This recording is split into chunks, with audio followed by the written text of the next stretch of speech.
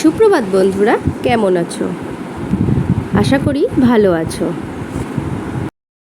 আমার এই ছোট্ট চ্যানেলে তোমাদের সবাইকে স্বাগত। আজ সকালটা প্রতিদিনের মতো আজকেও চা দিয়েই শুরু হলো। বরমশাই পুজো করতে গিয়েছে, আর আমি ঘুম থেকে উঠে সমস্ত কাজ সেরে চলে এলাম চা করার জন্য রান্নাঘরে। চা করতে করতে ভাবছি দুপুরের কি রান্না হবে, জলখাবার কি রান্না করব। এগুলো খুব আমার সঙ্গে হয়, তোমাদের সঙ্গেও কি হয়? কমেন্ট করে জানাবে। দুপুরে রান্না সেরে আর স্নান সেরে রেডি হয়ে নিলাম, একটু বাজার যাওয়ার আছে। যে ব্লাউজগুলো তৈরি করেছিলাম সেগুলো জমা দিতে যাব দোকানে, আর মায়ের পেনশন তুলব। এটিএমটা সঙ্গে নিয়ে নিয়েছি।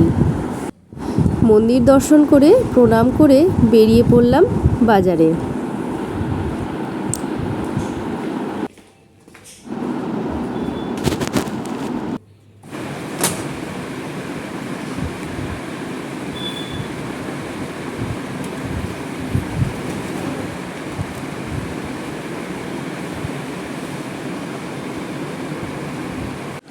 তারপর বাড়িতে এসে খাওয়া দাওয়া সেরে একটু সময় নষ্ট না করে বসে গেলাম সেলাইয়ে। দুটো ব্লাউজ কাটিং ছিল, সেটা আগে সেরে নিলাম।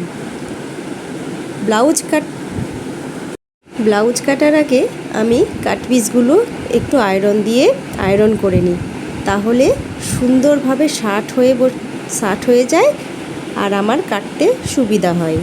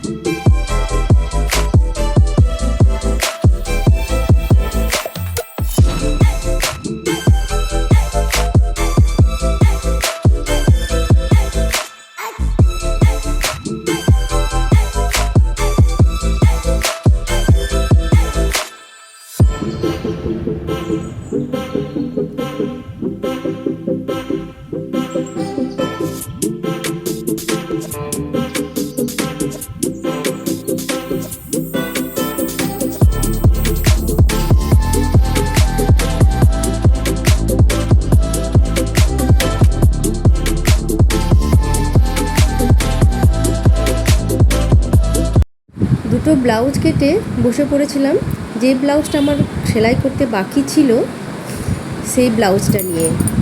এই ব্লাউজটা কমপ্লিট করে আমি যে ব্লাউজটা কেটেছিলাম সেই ব্লাউজটা নিয়ে বসে পড়েছিলাম সেলাই করার জন্য। সেটা আর তোমাদের সঙ্গে শেয়ার করা হয়নি।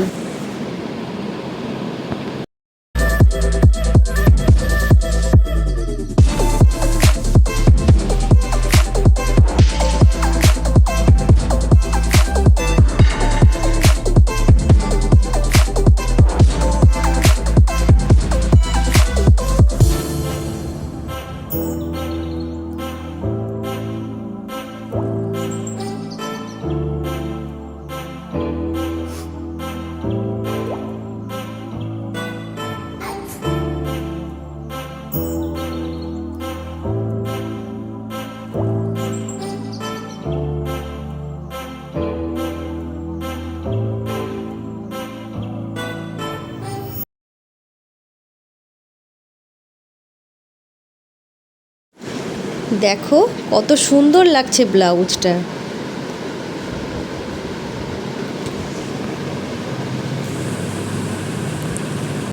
বাজে এখন 5:30। চলে এলাম আবার রান্নাঘরে। ফ্রিজে রাখা ছিল দুধ, একটু গরম করে নিই, মানে জাল দিয়ে নিই, ফুটিয়ে নিই, তারপরে চা করবো।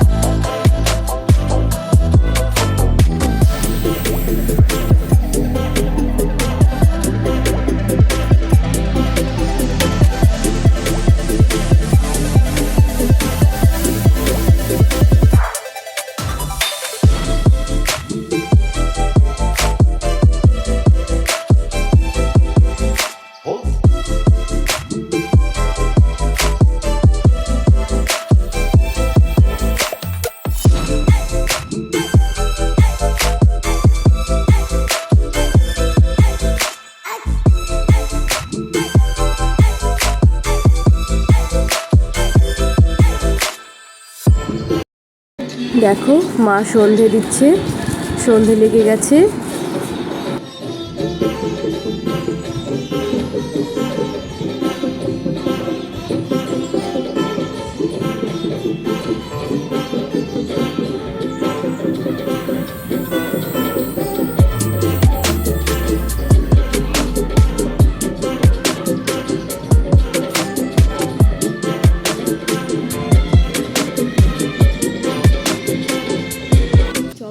বাজছে এখন 10:05। এখনও আমার সেলাই কমপ্লিট হয়নি। যে ব্লাউজটা দুপুরে ধরেছিলাম সেটা এই যে থেকে গেছে, এখনও হয়নি। এটা আবার কালকে নিয়ে বসতে হবে।